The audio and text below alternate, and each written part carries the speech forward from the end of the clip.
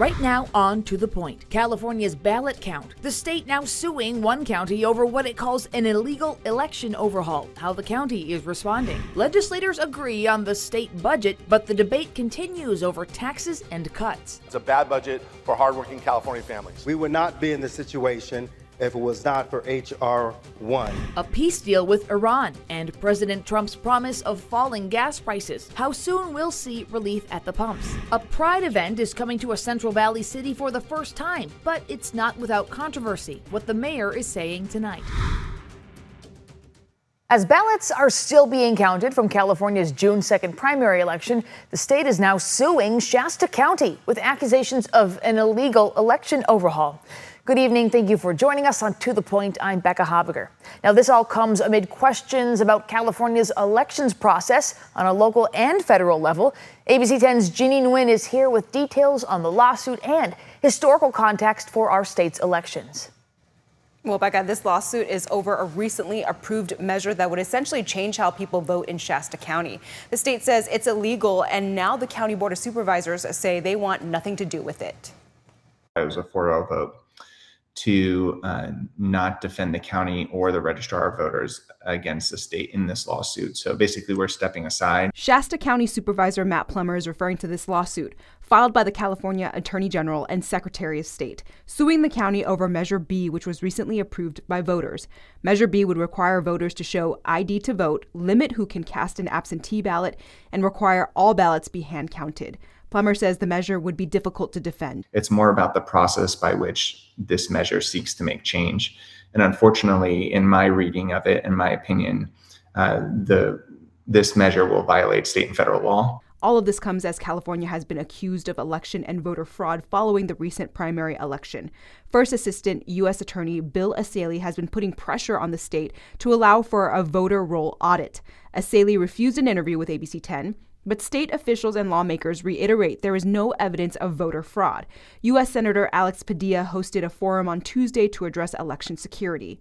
As California's former Secretary of State, who is responsible for overseeing elections, I can assure everyone in this room and everyone watching at home that California's elections are indeed safe and secure. The California State Library also has a historical record of elections and says counting ballots have always been slow in the state. For at least the last 100 years, it's taken on average about 30 to 40 days. So that's kind of the historic average we've seen. When it comes to how Shasta County holds its elections, Supervisor Plummer believes changes should be made on a state level. If we look at the federal constitution, it does designate those authorities to the state to determine how to do elections.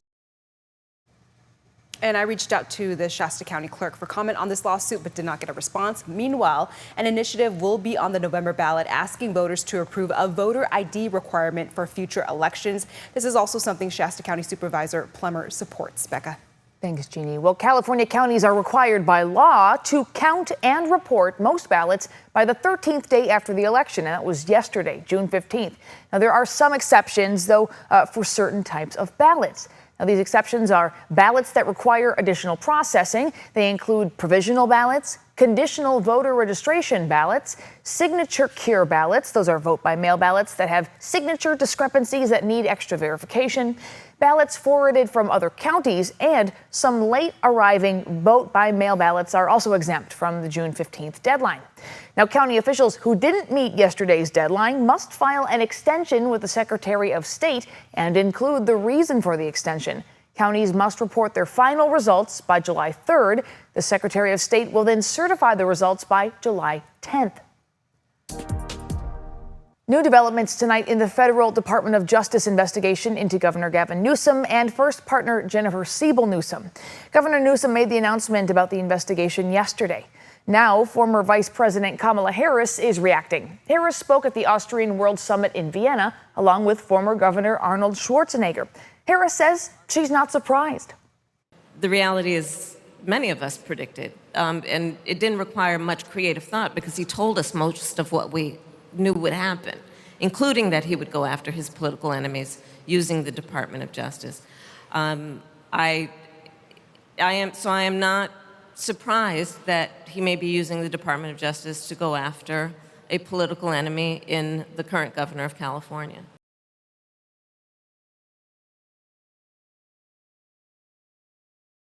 for about a year. They say one investigation is related to his former chief of staff and potentially current staff members.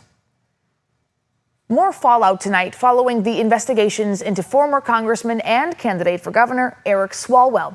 A special election held today will fill his congressional seat. Swalwell represented District 14 in the Bay Area. He resigned in April after facing sexual assault allegations, which he denies. The special election held today will choose the person to serve out the final months of his term. There are 11 candidates running to replace him. If one of those candidates does not receive more than 50% of votes in today's election, the top two vote-getters will move on to a runoff race on August 18th.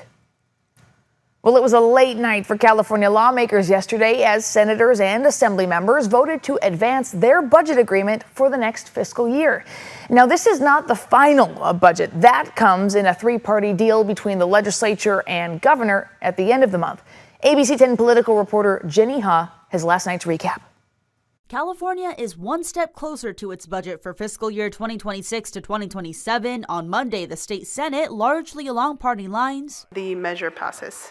And the Assembly, with all Democrats voting yes, all Republicans voting no, passed the legislature's two-party deal. It's an over $350 billion spending plan that now heads to the governor for a three-party agreement by the end of June. The measure passes. Strong partisan divide over the proposed budget, though Democrats, being in the supermajority, do not need the support of Republicans to advance their desired budget. Today I rise in opposition. This budget is a clear reflection of the majority's values. Actually, it's get my paycheck budget.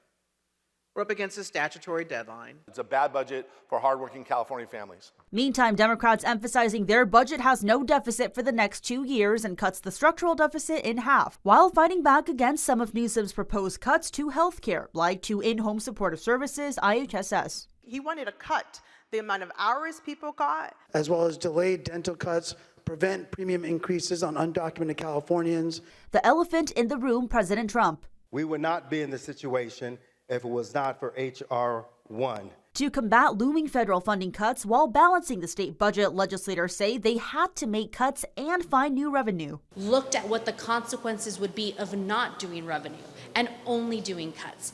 The Assembly voted for Newsom's proposed renewal of the Managed Care Organization, or MCO, tax on both public and private healthcare insurers. This tax revenue helps fund Medi-Cal, but opponents argue because Newsom's new rate is higher for private insurers, monthly premiums will rise for Californians. We are passing on the cost right now to Californians. To balance our own budget by taxing healthcare is a moral failure. Assemblymember Dr. Jasmine Baines, the only Democrat to vote no. Baines also voted no on a bill that most notably pushes for a new software as a service tax, a sales tax on digital and software products like Slack. But now we're going to increase your taxes and fees. Jenny Ha, ABC 10. New information tonight in the massive warehouse fire in Tracy and who will now help with the cleanup. And President Trump says gas prices will, quote, fall like a rock now that the war with Iran is over. Why experts say drivers may have to wait. And temperatures are slowly coming down. Some 80s the next few days, but I've got some low 80s as we head towards the end of the week. And I've got a full look at the forecast after the break. But first, in other headlines tonight, the man who kidnapped, raped, and murdered a woman more than 30 years ago pleaded guilty today. Placer County investigators say Cindy Warner was killed in 1991, and the case remained unsolved. Investigators identified James Ladd Jr. as the suspect through DNA evidence. He was found in Arizona and arrested in April. It was an active plot. Yes. Several people are behind bars accused of planning an attack at the White House UFC event on Sunday. One of them, 19-year-old Tyson Proper, was turned in by his mother. The FBI says Proper admitted to planning a coordinated attack. That attack allegedly included drones with explosives and snipers. Meta is launching new AI tools on Facebook. The upgrade will allow people to use Facebook as a search engine and to generate content.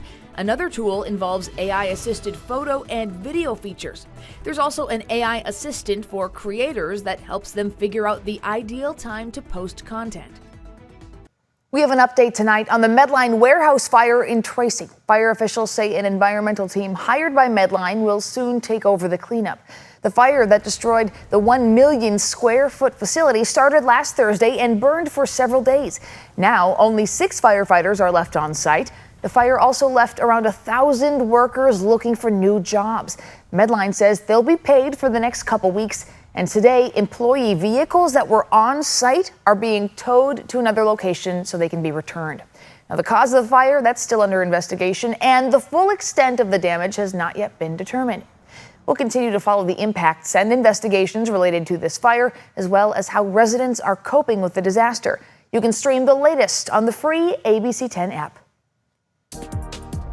Tonight, evacuation orders are in effect in Riverside County as crews battle the Shore Fire.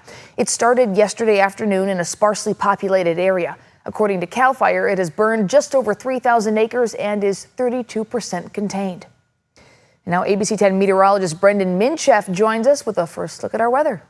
Yeah, and things have been toasty recently, and that's part of the reason why we've had some of these fires, especially down in Southern California. But we've had our fair share of smaller fires up here across Northern California. There's one in Mendocino County today that has a potential for about 50 acres. So, yeah, it's hot, it's dry. Thankfully, we are beginning to enter a cooler stretch here, back towards seasonal. 89 today in the capital city, 95 Stockton, 93 Modesto, 86 Tahoe, 88 in Truckee. That temperature in Sacramento within 1 degree of normal, though Tahoe running about 15 degrees warmer than normal.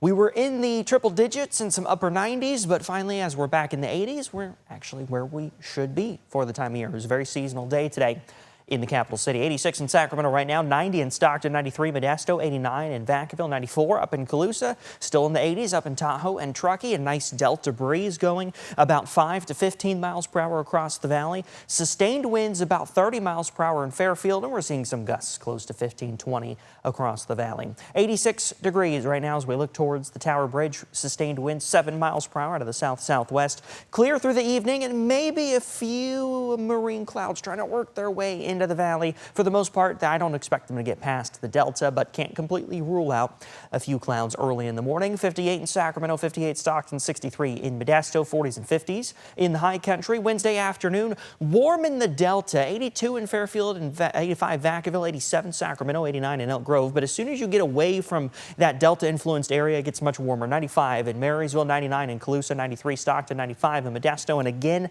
in the 80s in the high country. So there's some of that marine stratus in the morning through the Delta, then a chance for some isolated showers and thunderstorms tomorrow afternoon in the Sierra, especially right along the crest. But that high pressure starts to scoot off to the east, and we'll get a little unsettled weather for the end of this week. It means cooler temperatures and also some more chances for thunder up in the high country, but temperatures in the 70s as we go through Friday, Saturday, and Sunday. For the Sierra, we're going to be in the 80s Friday, Saturday, and Sunday. And, you know, officially summer hasn't started yet. That happens on Sunday. Becca.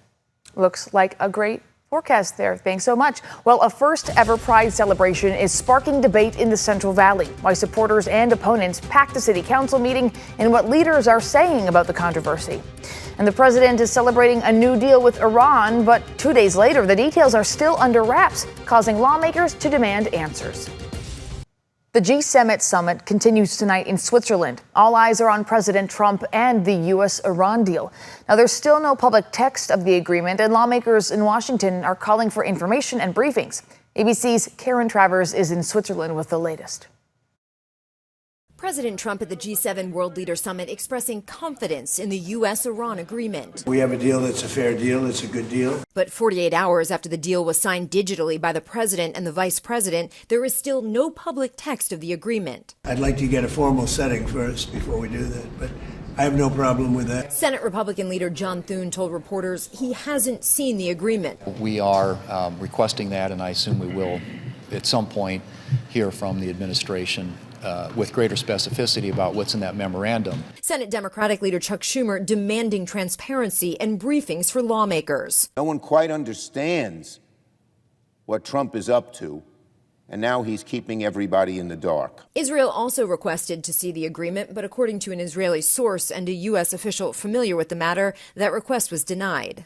Senior administration officials say the deal reopens the Strait of Hormuz and lifts the U.S. blockade on Iranian ports. But the U.S. and Iran are giving conflicting information. The president insisting the Strait of Hormuz will be a free waterway. The strait is going to be open toll-free, and it's toll-free beyond the 60 days. But senior administration officials say the deal ensures it will be toll-free for 60 days. Then the issue has to be renegotiated. Iran, meanwhile, says it plans to collect service fees in the strait. And there are questions about the negotiations over funding for reconstruction in Iran, sanctions relief, and the unfreezing of Iranian assets. Israel's operations against Iranian-backed Hezbollah in Lebanon could be a major hurdle to a final U.S.-Iran deal. Iran says they cannot make a deal to end the war until Israel's forces are out of Lebanon. But the Israeli prime minister says they're going to stay there as long as necessary. President Trump says a U.S.-Iran deal can survive if Israel continues its strikes in Lebanon. Karen Travers, ABC News, Geneva, Switzerland. President Trump promised gas prices will, quote, fall like a rock once the war with Iran is over. There's no guarantee prices will go back to pre-war levels right away. Oil prices are already falling, but crude prices still remain about $10 a barrel more than they were before the war started in late February. Experts say they anticipate seeing bigger changes when the Strait of Hormuz finally fully reopens. The administration's talked about 40 to 50 vessels that may go through soon.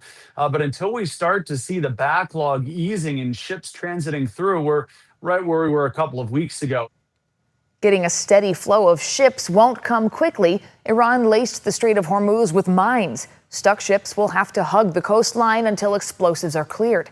There are also fewer empty ships nearby waiting to come through and fill up. Experts say it could take a month to fully ramp up to pre-war flows. Well, June is Pride Month, and this year the city of Oakdale in Stanislaus County will have its first ever Pride event. The event is advertised as a free, sober, all-ages event. Its permit for June 28th at a local park was approved back in April. Last night, Oakdale residents lined up to speak at City Council, expressing opposition and some expressing support. The heritage of our town is under attack, and the very heart and soul of our cowboy capital of the world is at stake. We call upon you, our elected representatives, to uphold the traditions of conservative, family-friendly Oakdale that our cattlemen and farming forefathers established. Do not shame them or us. This event that shows that everybody in this town, regardless of who they happen to be, have a place here, have a home here, have something that they can be part of. An event that works to build community, real community of people coming together and feeling like they belong.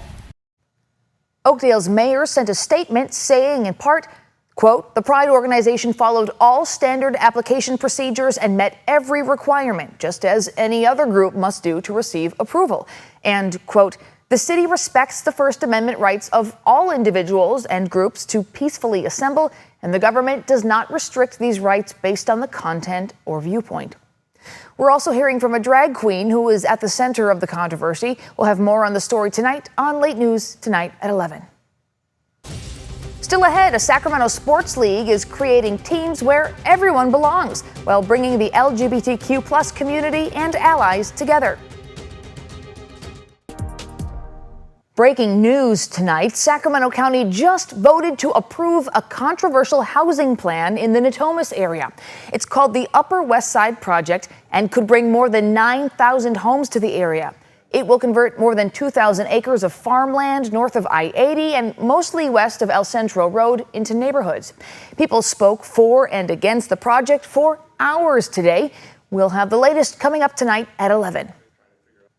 All this month, ABC 10 is celebrating Pride Month, bringing you stories of people in the LGBTQ+ community making a difference in our world.